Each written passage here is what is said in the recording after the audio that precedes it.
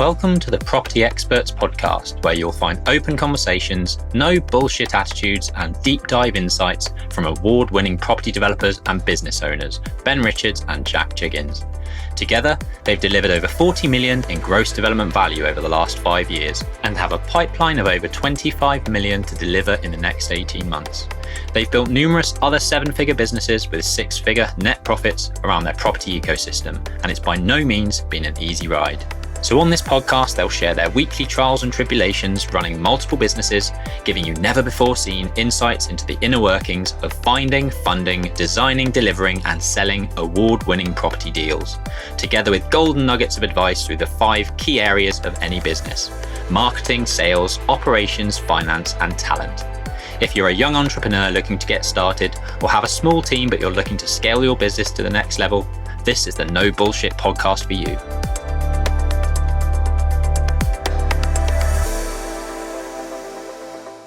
Hello, welcome to this week's episode of the Property Experts Podcast. We are going to be doing something very different this week because yesterday we celebrated our special 6th birthday. So XP Property has been in business officially for 6 years now.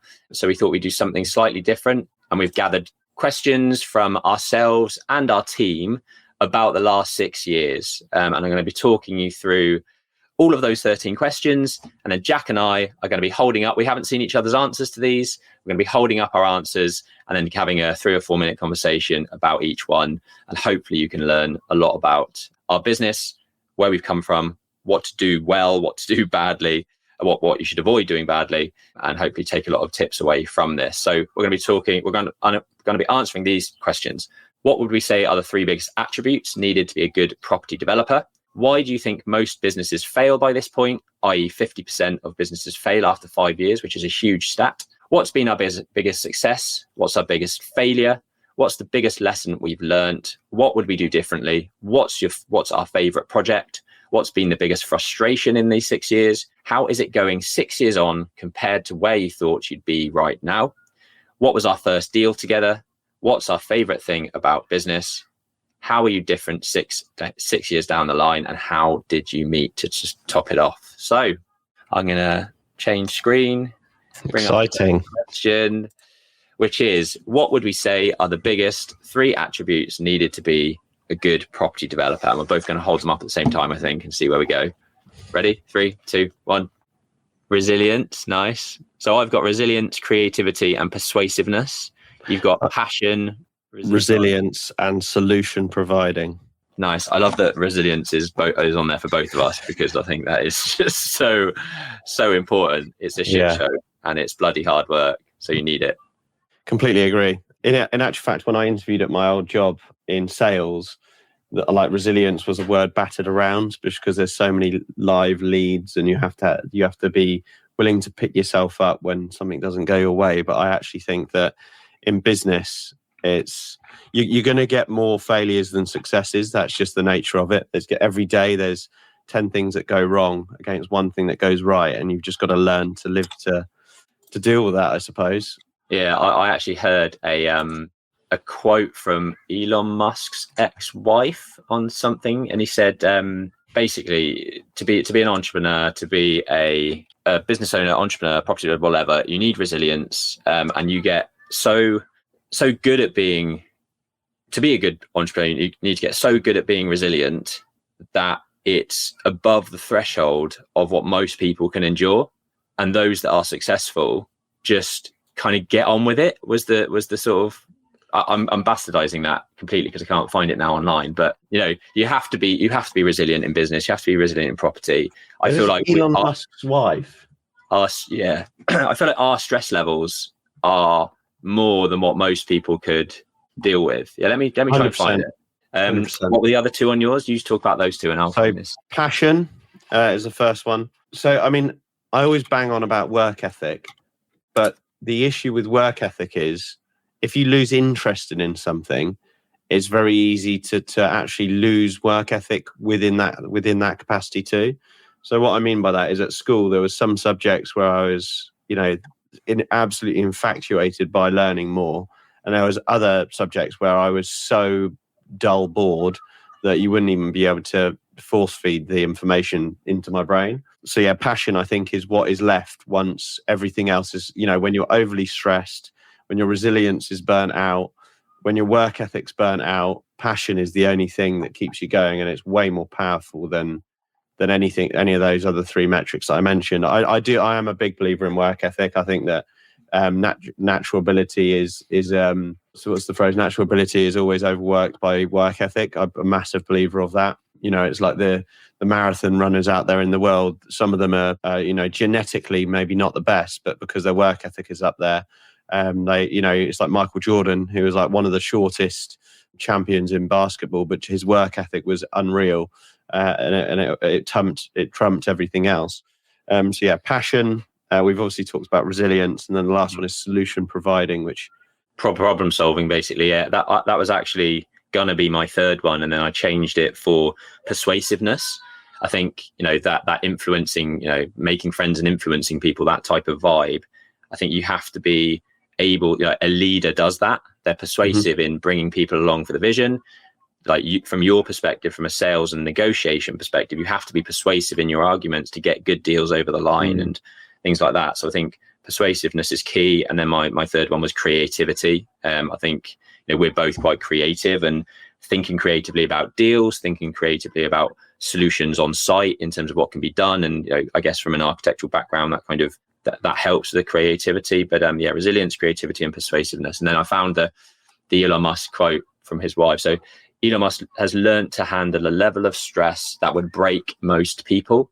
For Elon, it's not about avoiding stress, not trying to reduce it, just being able to handle more. And I feel like, as a business owner, as an entrepreneur, that's what you have to do. Yeah. I think, when we talk about what we get up to, like to our wives and other people, you can see in their faces, like, I speak to my mother-in-law when I talk about work. She's like, how do you do it all? I don't understand. Like that. Why would you want to go through all of that? I'm like, well, I think it's just ingrained in who I am and what I do, really.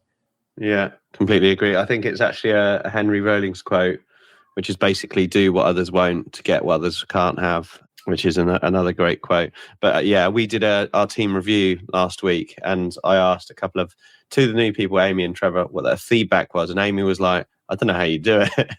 You must be permanently thinking. And I was like, yeah, that's one part of it. There's obviously other things that you have to think about, like the stress levels. And, weirdly, I'm always able to sleep. Which is I'm the same. Yeah, actually, until recently, because Lucas has started coming in through the night, annoyingly, and 5 o'clock in the morning. Business related. Yeah, no, I don't really ever have any issues with that. Although, there's millions of pounds up for grabs. There's, personal guarantees. We've got between us, 30 people in the various teams, to a degree, relying on our performance, because we are driving things forward generally, and effectively the one that pays the payroll at the end of the month, and we have to make sure that that's there. And there is a lot of pressure that you feel, but it's part of the job as far as I see it. Yeah, cool, nice. And I forgot to set the timer, but we'll do 3 to 4 minute things and move on to the next question. So, why do you think 50% of businesses fail after 5 years? After 3? Yeah. 1, 2, 3. Oh, you got a few options. I've just said caught in Death Valley, and I'll explain what I mean by that. You've got, what's that? Yeah, I've got owner and business plan and financials are not in place. So the owner is the biggest issue. Cash flow is the second biggest issue. And I've got ingestion against starvation. So businesses tend to fail, not from producing enough sales, but from struggling to survive to get those sales cash flowed and delivered. They choke themselves. Yeah, nice. I think I almost put a couple of those down actually that you've got, but I thought, given we're SME developers, and I see this happen a lot to people where they try to grow through the early stages and fail because you have to, and we talk about this all the time, you have to get to a critical mass with a lot of businesses. Like you can either be a 1 or 2 person band and actually make really good money doing that, but you're giving yourself a profitable job effectively. As soon as you start bringing in management, growing a team, and under, let's say, 10 people, you're caught in what's called kind of Death Valley, where your overheads are so high, you have to bring in a certain amount of revenue to sustain and be a profitable business. And it's the hockey stick effect for like startups. So the hockey stick effect kind of drops down and they don't make any profit until year, whatever, 4 or 5, whenever they make it. And then it's kind of an exponential curve up.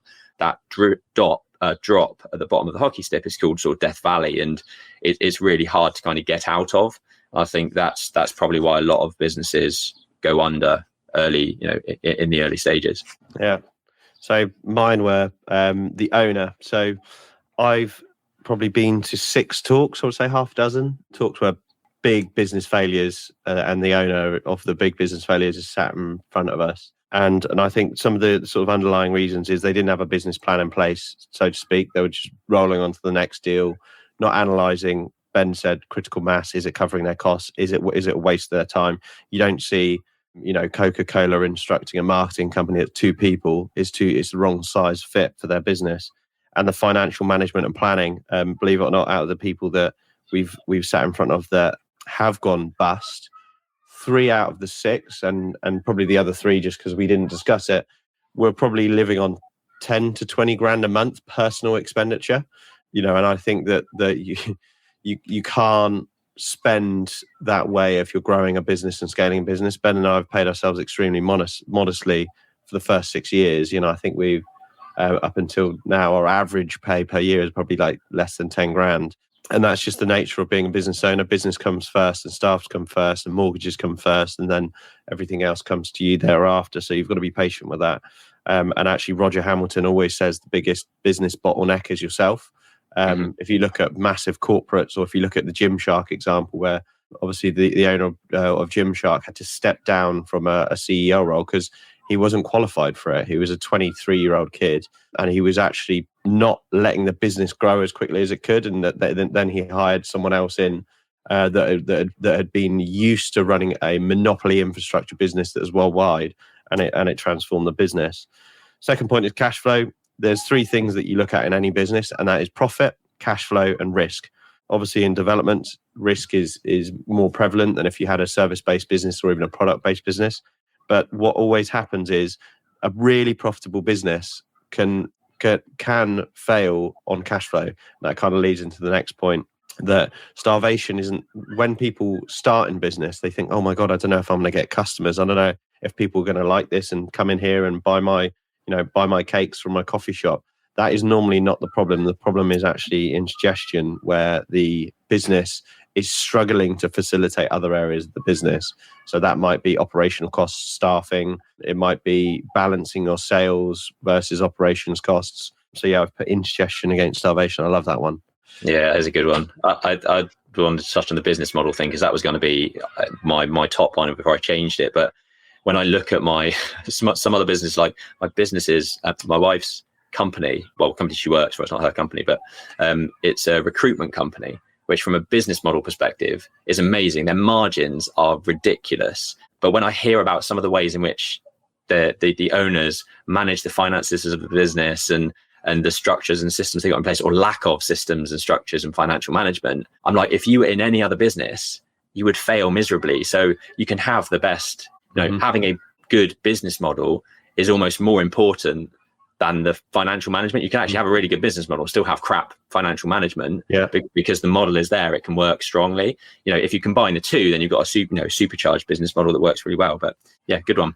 Cool. I forgot to time it again, but I'm getting on it now. We can just stamp the recording time. Yeah.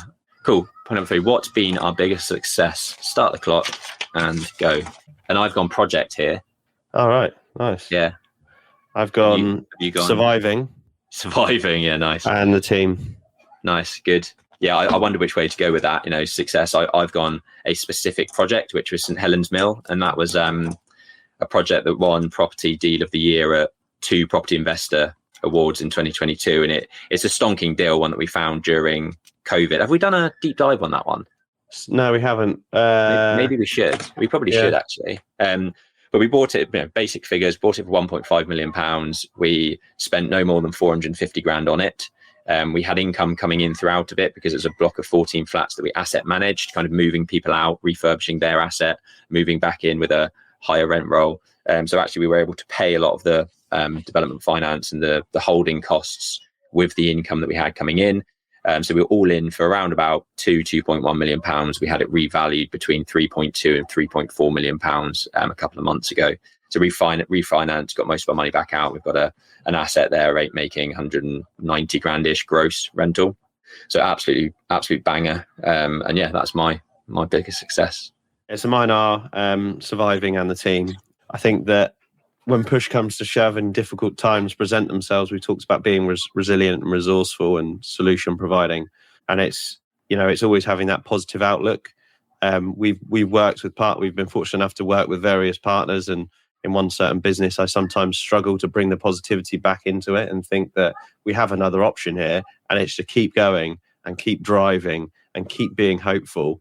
And I think that's one thing that,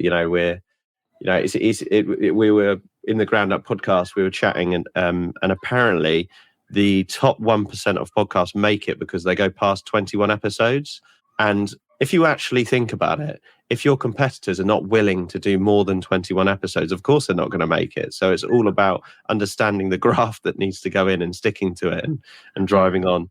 And then second point was the team. So, it's amazing when you build a grade A team, how you can collaborate, they can bring new ideas, they can do certain things better than you, and allowing them to do that and giving them the autonomy to help your business grow and being on the same page, is really refreshing. I think I'd struggle if it was just we were in an operational business that didn't require a lot of in-house team. I think we've built a good culture, and the team part of building that culture too. It's got its own internal culture, and I've enjoyed that being part of one of our successes, regardless of the financials and deals and developments and failures and awards and all of that. Nice. I think your first one, it goes back to that first question about the 3 attributes that make a good developer. It's resilience. That says it all. Surviving, the ability to. One of my top 3 was going to be resourcefulness, because sometimes you have to dig deep, find solutions, reach out to your network.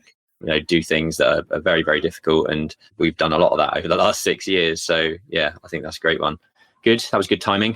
So next one, we've talked about our biggest success. Let's see what our biggest failure is. And again, I think you'll probably go more generic. I've actually gone a project. What's that? Social sale. Social sale. Oh, I see. Yeah. Fair. Go on. You go first. Explain a bit about that. So, for those of you that don't know, we've been building a social portfolio for the last 3.5 years, and it's been taxing, tiring and stressful for a number of market reasons. To be fair, everything that we can control has gone pretty well, whereas everything that we haven't been in control of has gone pretty badly. But fundamentally, we had a sale agreed about, I think it was early 2022, leading into 2023 at really good value. We were literally weeks off transacting on the first tranche. And I believe if that one thing did happen, that would have probably changed the landscape of mine and Ben's business the most. So it's not really a failure that we can look back on and say, what have we learned? Because there was very little that we could have done to save that, other than maybe try and speed it up and get it done in a better market, because we fell into interest rates went crazy, home REIT, which sort of ruined the market to some degree, and commercial rates moved away, and Liz Truss caused a bit of upset. So I suppose speed is the key, and I've always known in sales, time kills deals, and that is always true. But the fundamentals is I feel that that's the biggest one thing that happened that has put us in. We're 2 years down the line now, and we're still struggling to sort of recover from that painful change. So that was just one big one. I mean, do you think there's like a bigger picture around that, or like bigger lessons to learn in terms of, did we look at the risks associated with it when we first got into that business? Was the business model right? And I think we could be quite hard on ourselves from that perspective. Yeah, but at the same time, it's very market driven. I'll park that until we come on to what would we do differently. So 2 questions down, because I sort of talk about that a little bit. Yeah, fair. Good. I mean, I just went Gainsborough Green because it's the only project, as far as I'm concerned, that we've not made much money on, or it's the sort of one where it's the most dramatic change from our budget versus actuals, and it goes on to some of the further questions about what would we do differently and things like that, which is probably similar to yours. But it was a very small project at the time. It took us about 2 years and we made about 30 grand, which just doesn't turn the needle for what we need. And yes, there were external factors like build costs escalating significantly during the pandemic. But yeah, I just see that as one of our biggest failures. Cool. Next question. What's the biggest lesson we've learned? I'll start the clock and let's go. Cash flow first. Bigger deals. Nice. I've just put team. I've just learned over the last 6 years and 7 years with Aura that, like you said earlier, the team is just, you've said that was one of your biggest successes. I said that's one of the biggest things that I've learned through the process, how much there is a reliant on having an amazing team behind you. And to the contrary, having somebody in the team that isn't performing or causing friction is 5 times as bad as the good people are good, if that makes sense. Like just one bad egg can just destroy everything. So, hire slow, fire fast. I think that's another one of James Sinclair's comments or quotes. But my biggest lesson has been, build a team of A players. Don't accept anything less because they're out there. We've proved it numerous times. So yeah. Cool. So mine was cash flow first, and then bigger deals. Cash flow is I feel like we didn't know what we deserved when we should have had it at the beginning of business. It amazes me the first joint venture deal we did, we didn't take any we haven't actually taken any fees till this day, 6 years down the line, where we've put a lot of resource, work, time, expertise, experience, introductions, even training with that JV partner. We've put so much into it. What we've given to that project is probably completely outweighed their margin that they've made in the deal. And we didn't think about the cash flow first. And it's that trading entity that is building new projects for these investors to go again. So it is really important to take care of the core business. So cash flow first. You're just jumping in there, because what you're talking about there is, we've only recently started looking at taking acquisition fees on purchase. Mm-hmm. And we've recently started taking development management fees, effectively, like all the big joint venture partners with housing associations and big developers. They all have a DM fee in there, which is 3 to 5% of build costs, for example, to keep the lights on. And to date, as XP Property, we haven't really been doing that, and that has a huge impact on cash flow. So everyone that we mentor and have one-to-one consultancy with now, we're always pushing for them to be doing that. We are the ones that often find these deals. If an agent brought it to us, we'd pay them 2%. So why wouldn't we pay XP Property 2%? Who's found the deal, been resourceful, and built those networks?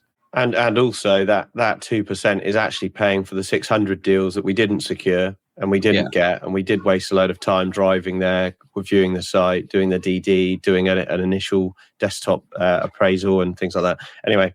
And then next, bigger deals. Obviously, you and I are quite fortunate that we've come from a construction background. So I feel that our confidence in construction should have been stronger from the outset, and we should have gone for bigger deals. But probably the business side, where we were learning how to grow, cash flow, model, hire, all of the elements in business, really, sales, operations, finance, and team, that was probably holding us back from doing the bigger deals. Whereas the bigger deals are actually less risky because the business comes at a cost, and the developments we were doing, like the Gainsborough Greens of the world, were just too small. So we would have been better off leaning on our construction nous and doing slightly bigger stuff from the outset. Minimum 2 mil from day one would have been great. Maybe we would have struggled with some funding options because we built a track record, but that's retrospectively how I feel about it. And I would say that if anyone hasn't got construction experience, it might not be a good idea to start outside your comfort zone. Start with what you're capable with, which for us is what we're doing now. So bring that forward and do that sooner. Yeah, nice. What would we do differently? I mean, a bit of a spoiler alert with your answer to the last one. What's that? Social organic growth rather than explosive growth. Yeah. Bigger deals sooner, which is exactly the same answer. Yeah. And then finance in shape sooner.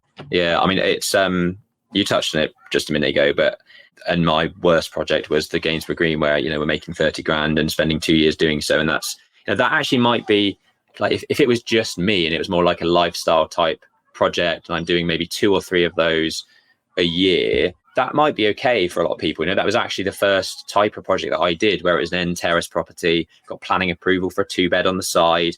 It was a really, really profitable venture when I did it sort of on my own. But when you've got a team, you've got mouths to feed. You have to look at the bigger picture. And like Jack says, we were very naive at the start, and this is what a lot of new property developers do. They will look at a project by project basis. So they'll see that this project, it makes 20% on GDV. Yes, this one makes 20% on GDV. Yes, and all of those projects may be doing really well. But if you've got a team as your like holding company of 4 people with overheads, with mouths to feed, with lights, with salaries, with cars, etc., all of that profit needs to come back into the trading vehicle. And if the other SPVs aren't big enough to feed that machine, you're just going a road to nowhere. And that's what we were doing. And I think we've learned that. We've looked at a baseline of what we need to be making on every project nowadays, and we set our sights on projects that exceed that. And I just don't think we did that soon enough. Look at the business side of stuff as opposed to just a project by project basis, which is it's a mistake that a lot of people make. Yeah, cool. So I won't do the middle one because we've done that now. So social organic growth and then finance and shape. So social organic growth is we went in very strong and delivered 14 assets over 150 beds or something along that, studios, something along those lines. This is social housing, right? For those yeah, so our social portfolio. But I now look at, if we just did 3 projects and we had 50 beds, it would be much more of a surmountable issue for us to swallow through the issues that we have incurred in that portfolio. So rather than trying to find 4.5 million, we might be trying to find 1 million, for an example. And so take things in your stride, grow organically. The shiny penny can get even worse when you get confident and bigger, because the penny is now a dessert spoon, and it's not sorry, I'm referencing spoons and not pennies. Yeah, it's now a £50 note and not a penny anymore. It's serious stuff. And as our non-exec says, that when you go into a faster growing business, it's like driving a faster car. Problems come at you faster. So definitely acknowledging that. And any, I've learned since then that any sort of proof of concept should be, how can you pre-qualify that market? What's the cheapest cost you can put in to make sure that it works, and then go in for, once you've done a few projects that make it work, then go in. Really, we were really cautious when me and my brother set up our HMO portfolio in so the location we set up originally didn't have a single HMO in that town, so we didn't know if it would work. But we were very cautious. We did one house, it worked. We did another, did it work? We did another, and we grew organically. So organic growth in some business ventures can be good. And then finance and shape, we obviously instructed the UFD guys and the bookkeeping guys probably about 18 months, 2 years ago now.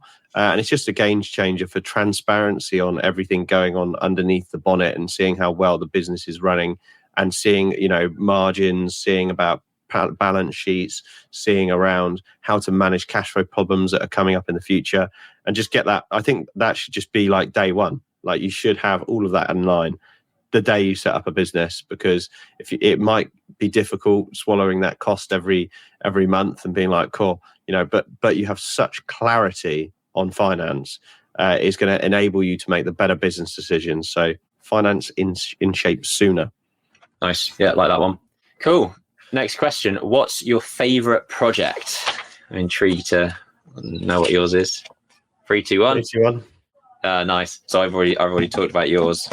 Go on, you explain why you think that one's the best. Yeah, St Helens Mill. So as Ben mentioned, refurbishment of 14 let flats. We bought it during COVID when everyone was shitting themselves about the market, but our rent roll covered our mortgage costs, and we just went through and refurbished every single flat one by one. We've generated over £1.2 million worth of equity in one deal in 2 years, with very little work, stress and risk. So it's a low risk deal, high profit, high cash flow. What can't you like? Won 2 awards, and we've kept it a long time. So yeah, super good deal, and on to Tame. Yeah, Tame's for me. It's prevalent because it's one we're actually actively developing at the moment. The first phase is due for completion in 6 weeks, but it has very similar traits to St Helens Mill as far as I'm concerned, in terms of we have 2 sitting commercial tenants that are basically paying for our dev finance. So we've got income from the site day one. It's phased, so we get to see money out quicker, because we've sort of chopped it up into various phases. Phase 1 is 9 units being delivered. Phase 2, I don't know if we mentioned actually last week, but the Class MA for an additional 11 flats has now been approved as of last week. So later this year, we'll be starting works on a further 11 flats. We've managed to get some external works with balconies and terraces and gardens to enhance the value by 350 grand. Actually more than that, because that's 350 grand purely on the first 9 units. So I actually haven't calculated what those external works add to the later phases. And then we're hoping to get an extra 2 houses in the car park as well with a full planning application. So for me, it's kind of been the gift that keeps on giving. You can actually we go deep dive in episode 37 of season 1 on this podcast. So if you want to find out more about Tame and what we're doing there, then do head over and check out that episode.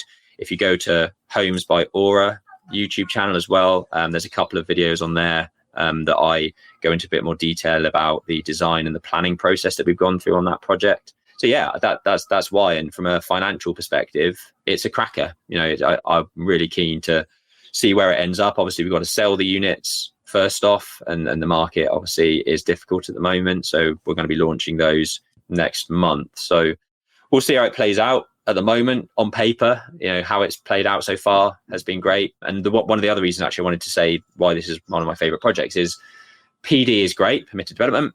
And this project has been a real testament of why it is, because we've bought a 1980s building. It's absolutely solid. It's got concrete plank floors, insulation in the walls, insulation in the roof. It really is just a fit out. And we started the project in February. We're launching to the market next month. We're 6 months in and out of that first phase. And you just don't get that with new builds or, larger conversions in a Victorian property, for example. It always takes longer. So yeah, it's a great project. And obviously we're looking for more and more like those.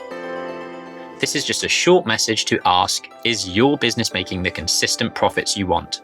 Or are you struggling to take your business from 5 figures to 6 figures or 6 figures to 7-figure revenues?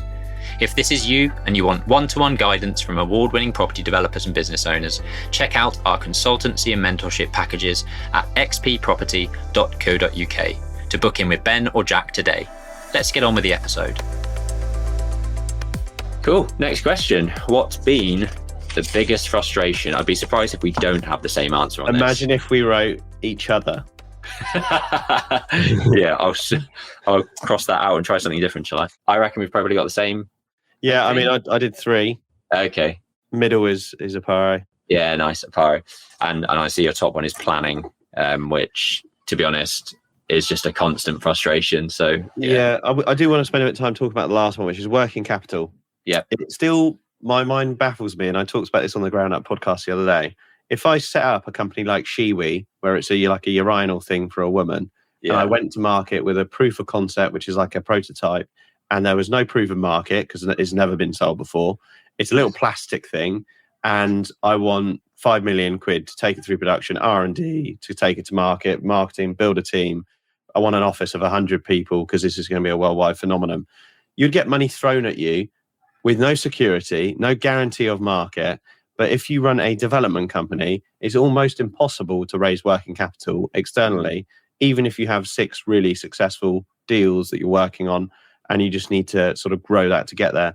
So for me, it's just a huge frustration. I actually would love to be in a position one day, Ben, where we actually help aspiring development businesses get off the ground and support their overheads to help drive the SME property development market to be where it needs to be. Because back in the sort of 50s, 60s, and 70s, most of them, almost the majority of the market was SME developers. It's now big corporates and it's moving away from entrepreneurialism and supporting local businesses. I would always rather use an independent business in every capacity. You wouldn't see me walk into Costa or Starbucks in Henley-on-Thames and get a coffee. I just would never do it. I'd always rather go private. And I just feel that sort of like almost like piggybacking on the American dream, like you can be whatever you want to be and everyone's supporting each other and the economy is always, crazily busy. I love that aspect of the States. And I feel that working capital is a huge frustration for any development business. If you're good, bad or ugly, it should be a lot more straightforward if you can prove track record. We've fundamentally, organically grown our trading entity just by our own sheer sort of hard work and own capital. And it shouldn't be that difficult, especially if you can get asset backing behind it.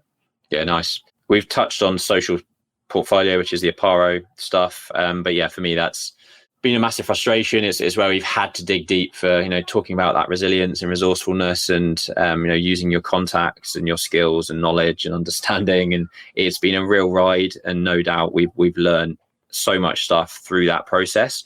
I'm still very hopeful that we will come out the other side, prosperous and, looking back at all those lessons learned as really good lessons learned that we've got under our belt. At the moment, it feels like an absolute, we're pushing a rock up a hill, and I'm sure it will be like that for a while. But, I do think we'll get through it because we always do. I think that's the mentality that you have to have, going back to that resilience and resourcefulness. Like whenever we're in a tough jam, we find our way out of it. And that's sort of part of that problem solving nature of what good developers, good entrepreneurs will do. So biggest frustration, but I think we'll be okay with it. And then planning, which you mentioned, which there's no need to go deep into that, but it's everyone's kryptonite. The new Labour government are talking about reforming that planning process and bringing in 300 new planning officers. It's gonna help. It's not really going to scratch the surface, but it's going to help a little bit. But a lot more is needed from that front to just make it more streamlined and easier to actually develop. I think the key criteria or figures that I've been looking at recently is that we need to build on average 300 new homes per year to meet the £1.5 million target that the Labour government set. 300,000, sorry. And last year I think only 240,000 new homes were approved at planning stage. So it's a massive bottleneck to actually deliver the housing stock that we need. It's a very, very frustrating process, and I wish everyone listening to this all the best with their local planning. It's fucking shit show. Another thing just to touch on for the plan, we've already talked about the planning system and what what needs to happen, but what other people don't think about is we've talked about rent caps, rent reforms, how difficult it is to rent at the moment. We've talked about the average first-time buyer now being 37 years old. If you improve the planning system, so more properties were coming onto the market per year, all of that would be easily helped further down the line. So we're, rather than trying to solve rent caps and things like that at the end, solve the problem at the beginning so there's more real estate coming to the market, sales and lettings, and everything will soften. So I completely agree. Planning is the root of a lot of our housing issues in the UK, and if they don't fucking do it seriously and really shake it about, we're going to have the same rental problems and first-time buyer problems and social housing and homelessness and net migration problems for housing and things like that. So nice. Good. Okay, so how is it going 6 years on compared to where we thought we would be? This one I thought was an interesting one. Yeah. You got that one? I don't know. Uh-oh. You're not got it on your list? I can quickly write it. You share yours. I'll share mine. So mine is less cash, which we touched on. Cash flow, working capital, and actually kind of like Jack touched on earlier, paying ourselves. I know that when my friends, other friends have business owner, entrepreneur friends, that the instant go-to thought is, oh, you must be doing really well. It looks like you're doing great on social media, and oh, you must be making loads of money. And I can tell you that it's not that easy. It's been 6 years with the development business. I feel like we're only just getting to the point in which, Jack and I are being sort of remunerated for all of the hard work, all of that resilience, all of that stress that we've taken on over the last 6 years, because it takes that much time. And I know a lot of developers that have left corporate jobs over the last 3 years and had to go back to, 3 days a week or, full-time work, because they've realized how lumpy property development is in terms of cash, the length of time it takes to actually build. And, yes, we make profit on our projects, but to grow a team and to buy your next project, that profit goes into a lot of that stuff. So you have to get to a certain size, and we talked about it earlier, critical mass, to actually start getting decent amounts of cash out of the business. And I actually think 6 or 7 years is probably the turning point for a lot of businesses, whereby they start to actually make decent money. And when I look at Aura, I feel like that's a very similar story, really. Yeah, I mean, they say you only make money when you stop growing. So Yeah, and we've. So if you certainly wanted to continue doing that. growing in year 6, you might not still make any money until 60. You know, who knows? I've got mine. Go I on, had them go written on. down on hard paper. So I've got Yeah. 4 things. So the question again is, how is it going 6 years on compared to how we thought it'd be? I've got less pay, more beaten up, tired but motivated. More beaten up. Yeah, I think that's definite. I think. I mean, you go. Go on. Yeah, I mean, less pay. Ben touched on. More beaten up is just you don't. It's that classic old thing that I've got a joke about a blonde, and I'm blonde, so I can say it. What does a blonde do when they've swam halfway across an area and they've got too tired? They swim back, and the principle is they're already halfway there, so that it would have been easier to finish it. But it's that old age thing that you kind of, your naivety or lack of knowledge of what you're getting into does help, because you get in, you go, if I knew it would be this hard, I probably wouldn't have done it in the first place. So that's where I'm coming up, like more beaten up. You get 50% of the way through and you go, geez, this is not easy, but you're already 50% of the way there. So you're more likely to want to finish rather than give up everything that you've thrown into this. So that's what I mean by more beaten up. Tired is just an ongoing slog. There's just problem after problem after problem. What you've got to remember is, that a business, if you leave it, is likely to, it's almost like herding cats, especially when you're running multiple businesses. If you turn a blind eye for 5 minutes, they all start going in the wrong direction, and you've got problems coming at you left, right, and centre. I mean, a good systemized business might not be, but what we're doing, it definitely is that way. But then most just on that thing, because this is what you're talking about, isn't it? And it's a graph on competence versus confidence. This Dunning-Kruger effect. I don't know if you've seen this before, but when you start off, you have zero confidence because you're the unknown, you don't know, but you've got huge amounts of confidence. Your confidence is sky high, and this is called the peak of Mount Stupid. And then you soon realize, as your competence grows, your confidence dwanes, because you've come across loads of issues. You're having, it's a shit show, and you're trying to resolve loads of things you didn't know about, and you're in the valley of despair. And then as you sort of go through that bottom, that trough, and you continue to gain knowledge and competence, and you're on your way then to enlightenment, as they call it here. So your confidence and your competence continues to grow, but that initial setting out on something that you don't know, you have huge amounts of confidence, but actually you don't know anything, and you soon realize that.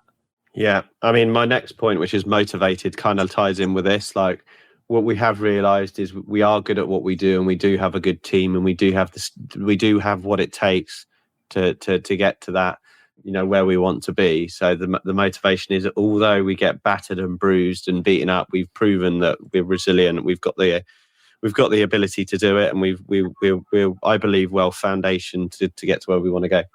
Nice. What was the other one? What was the top one? Less pay. So we kind of chat about that. Good.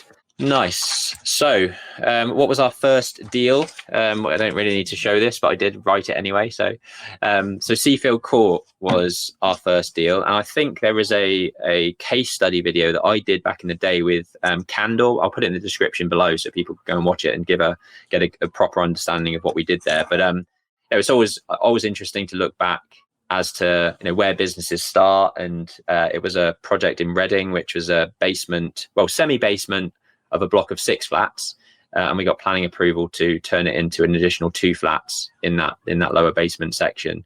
The quick figures, I think, were we bought it for 90 grand. We spent about 220, I think, 220-ish build costs, yeah, plus some finance costs, and we sold them both for about 590. Does that sound about right? Yeah. 490 it would have been. Yeah, I thought it was about 500. Yeah, 493 or something like that. So decent project to get us going. When we look back, when it was just Jack and I doing that, that profit coming into the business was probably the most sort of money we could have split between us over the last 6 years. But after then, it was all growth and building the team and troubles from there, really. But yeah, Seafield Court was our first deal. Anything you wanted to add on that? It was actually the second deal that we secured, but the first deal that we were securing, which was Hyde Road, took forever to buy because it was an administration sale. Yeah. What was that? So that was XP Properties first. What was your first property development? It was probably Cromwell Road in Henley, where we bought 2 garages, built a 3-bedroom house, literally did everything. So I was on the tools. Super tight site. The width of the site was about 5.7 meters, and we built a 3-bedroom house on it. So super limited access and blah, blah. In actual fact, when I was putting the fascia soffits and cutting the roof, I had to duck under the fascias and soffits around the scaffolding because we couldn't sell the scaffolding any further over the neighbouring site. So we did basically the whole roof by climbing from the scaffolding up onto the roof from the rear and then walking on it. It was pretty crazy. But yeah, so that was quite a fun deal. I think we bought the garages for I think it was just over 100 grand, 200k build costs, which were super light because there was 2 of us working as sweat equity, as it were, and then we sold the house for just under 600k. Nice. So huge margins. Yeah. I was there for the whole of the delivery of that one, but I wasn't really part of the acquisitions on that one. So my first real baby was Four Winds in Emma Green, which was that was the a bungalow that we bought and all of that. But yeah, anyway. Yeah, nice. I was just going to, because I did a presentation to the exec group yesterday, so I was just sort of talking through my first deal, which was this one. So I bought an end terrace 1-bed with a large garden plot, got planning approval for a 2-bed house on the side of it, which is this visualization there, and then that's it built 4 months thereafter. And it, like you say, kind of, I think I was lulled in to a false sense of security with property development, making a 37% profit on GDV with the first development deal that I did. But I learned a lot. I was paying 1.5% a month on my finance on that, which looking back is eye-watering. But it was the only company that would actually deal with me with a barge pole that I found. Yeah, so it needs must, basically. Cool. What's our favorite thing about business? You got this one? Yeah, ready? 3, 2, 1. Go for it. Oh, really? Yeah. Is that what you? So that's that driving forward in the team. So it's 2 things: driving and the team. My favourite thing about basically, this is a bit cliche, but I'm so unemployable because I always think I've got a better idea or a better way of doing it. So I just really like the fact that you can get up and go create something and not have any limitations apart from the market cost, risk, whatever it may be. But you can kind of twist and turn and try ideas and do this, do that, and if I want to focus a little bit more on this, or you want to focus a little bit more on that, we have that full autonomy, and that is, I love the drive. Being in it's the same as being in a car. I'd much rather drive than be in a passenger seat, and that's just it, really. And then second to that is, I love the team that we've built around us. They're fundamental for daily sanity and the growth of our business. And we've grown a little family and a good little culture, and I think that's quite a key part of our business. Yeah, nice. I mean, that's. I mean, I think I said it for the team being one of our. I can't remember what the answer was, but the team is so important, like I said earlier. But my favourite thing about business, and I've learned this over the last 7 years with Aura and the stuff that we've done with XP, but actually, I've grown away from necessarily like the property side of stuff. I still do enjoy it, and I love the seeing something from nothing be created into something that looks great, and taking something that looks rubbish and redeveloping it, and that transition and that process that you see. But what I've really loved the most out of all of our businesses, or at XP Surveys, XP Property, is the marketing side of things. And as a business owner, I think a good understanding of marketing, generating leads, generating opportunities is fundamental. And I've really, really loved learning more about that process. And I don't claim to be awesome at it, but we've done a fairly good job, and I'm constantly learning, and I really enjoy learning about it. When my wife's lying in bed watching Made in Chelsea, I'm on YouTube watching SEO content, how to be better at SEO content and how to create thumbnails and all this sort of stuff. And I've really enjoyed learning about that side of stuff. So if mine were to be, because obviously we all split the businesses between sales, marketing, operations, finance and team.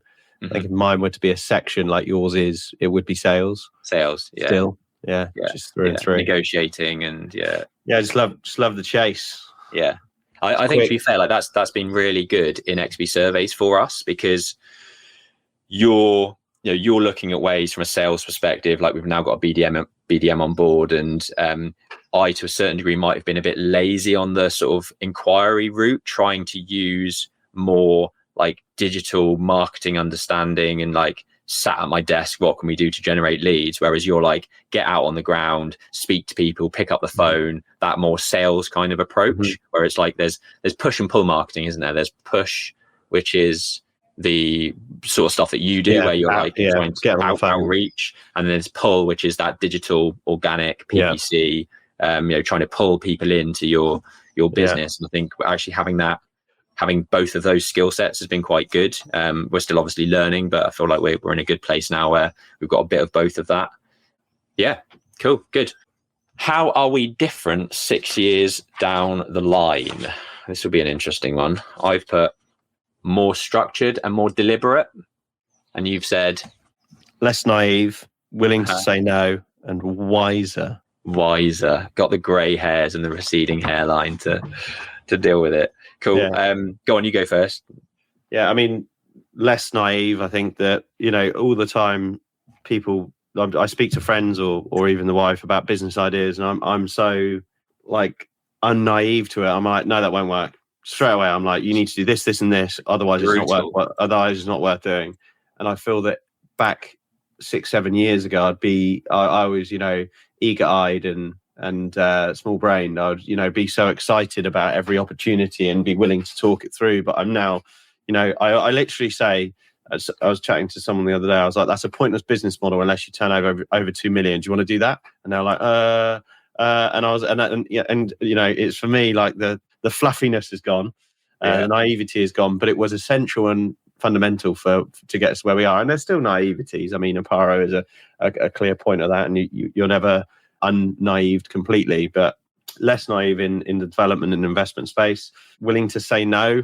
It's similar to the sort of naivety I was running around, and now I feel a little bit more structured around valuing what I'm worth and what my time's worth and what I actually want to be doing, and a lot more clear on that. And then last, wiser, not wise, but wiser. Because you're never allowed to self-proclaim yourself as wise, but we are wiser than where we were. I feel like we know our onions in developments, and I feel we've got a good reputation for that. And I think we'll continue to grow and learn and do things. And it's amazing the amount of people that reach out to us for advice, and that's something to be proud that we've built and learned, and unfortunately learned from our mistakes. I feel like my dad, one thing I noticed about my dad being a successful business owner, he's always pointed out people that have done it a lot more easily. He always says, I made my millions with my hands and not my head. And I feel like you and I still do it with our hands. It feels like it's not an easy road. It's a hard road. But yeah, one day maybe we'll be able to do it with ease. Yeah, I just don't think business is ever easy. I think people massively underestimate what they're getting themselves into, and this is what I tell a lot of architects that I speak to that want to start their own development businesses. Like, are you ready for those risks? Are you ready for those challenges? Because I think a lot of people from the outside watch Homes Under the Hammer and thinks everyone makes shitload of money from this property development gig, and it's really not like that. Yes, you can make a lot of money, but it's high risk, high reward. It's a lot of effort. A lot of things go wrong, and you have to be able to be resourceful, resilient, all those things we've spoken about. But my answer to that question, how we different 6 years down, I think we're way more structured in what we do. We've got systems and processes and a team in place, which is something that everyone should be doing from day one. I think I did this really well with Aura, actually, because I went traveling for 5 months at the start of Aura, and it gave me the headspace to think about the marketing routes that were going down, operational procedures, how I want the business to be run and look. And over, I guess, year 4 and 5, we actually started moving away from more of that structure and giving people a bit more autonomy, whereas now we're pulling it way more back to this is how we do things in Aura. This is how we structure things. This is how our documents look. This is how we operate. And I think a good business will have that structure. And XP is no different, really. And when I say deliberate, that goes back to some of the more strategic decisions that we've made in terms of making sure we are working on the right type of project, actually reverse engineering where we want to be and what sustains us and what we want to do in terms of profitability and growth. And then being more strategic and deliberate about how we do things, and actually not just going, I guess it comes down to naivety, instead of going face forward into something, we will take a step back and say, actually, is this right for us? How do we best do this? Is it something we want to deliver? Should we just say no, like you said? But yeah, being more deliberate, I think, is definitely something we have been wiser in learning. And then how do we meet, Jack? Through a mentor. Mm-hmm. I don't like to say the educational platform too much because I feel that people judge us. You're allowed to say it. Ben and I both joined I think we were in several different learning platforms and doing things to grow and learn and understand what we want from business. But one of them was Progressive Property, and we're both on the VIP program. We both had the same mentor who thought it would be a good idea. We met, so big shout out to Mark. And now we're here. So nice, good. Probably 8 years on, I would have thought, maybe, since that original introduction. I think it is. I mean, I think I started doing Progressive just as I was finishing off at the Berkeley Group. So it would have been like early 2017, I think. So yeah, 7 years probably. But I think you are still down in my phone as Jack Jiggins, PPN Reading. So I clearly developer. So I think I met you at the place that your bag got nicked in Maidenhead, yeah, Holiday Inn or whatever it was, where the PPN Reading was. And yeah, that's what you went in my phone as. That's what you still are in my phone as.